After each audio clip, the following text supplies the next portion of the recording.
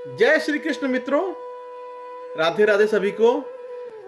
क्या आप जानते हैं राधा जी ने श्री कृष्ण जी को बचाने के लिए ऐसा कौन सा कार्य किया जिससे बाकी सारी गोपियां डर रही थी?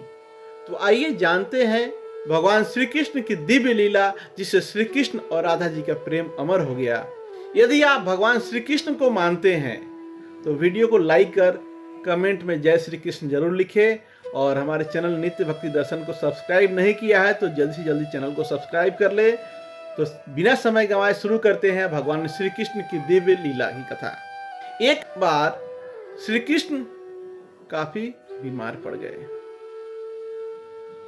श्री कृष्ण अपने सखाओं के साथ में बैठे हुए थे और वो काफी अस्वस्थ दिखाई दे रहे थे।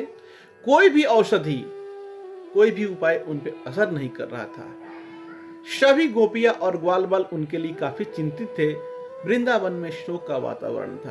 तभी श्री कृष्ण ने हल्की सी मुस्कान के साथ में एक उपाय बताया।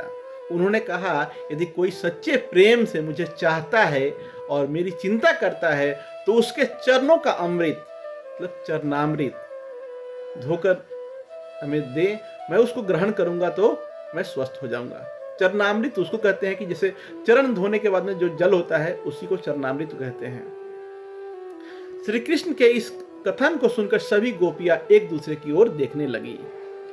वे श्री कृष्ण से अनंत प्रेम करती तो जरूर थी, लेकिन उनके मन में एक डर था, एक भय था। गोपियां सोचने लगी, अगर हमने श्री कृष्ण को अपने चरणों का जल दिया और श्री कृष्ण ठीक नहीं हुए तो हमें नरक की यातना भोगनी पड़ेगी। यह सोचकर सभी गोपियां असमंजस में पड़ गई। कोई भी इतना बड़ा कदम उठाने का साहस नहीं कर रही थी। पूरा वृंदावन श्री कृष्ण की बीमारी से चिंतित था, लेकिन कोई इस उपाय को करने के लिए तैयार नहीं था। तभी वहां पे हमारी श्री राधा जी आती हैं। जैसे ही उन्होंने श्री कृष्ण की हालत देखी, उनकी आंखों से आंसू बहने लगे।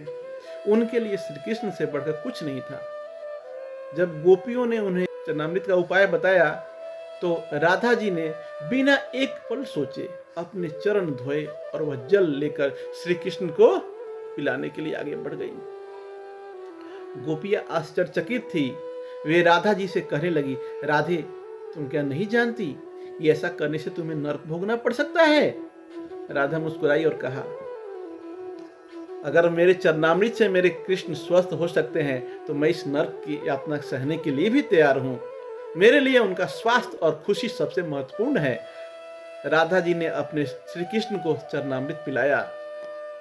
जैसे ही श्री कृष्ण जी, बाके बिहारी श्री कृष्ण जी उस चरणामृत को ग्रहण किया, उनके चेहरे पर एक नई ऊर्जा आ गई। उनका शरीर पहले से अधिक स्वस्थ और तेजवान हो गया। सभी लोग अचंभित रह गए।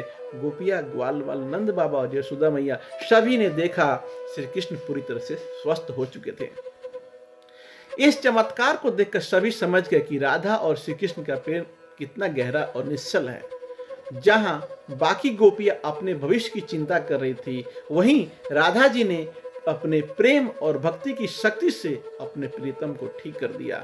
राधा जी ने यह सिद्ध किया कि सच्चा प्रेम निस्वार्थ होता है, इसमें कोई भय नहीं होता, केवल समर्पण होता है। क्या आप मानते हैं सच्चे प्रेम और भक्ति में इतनी शक्ति होती है कि वह चमत्कार कर सकती है? अगर आपको यह कथा अच्छी लगी तो वीडियो को लाइक करें, हमारे चैनल नित्य भक्ति दर्शन को सब्सक्राइब जरूर कर ले और कमेंट में लिखे जय श्री कृष्ण, जय श्री राधे।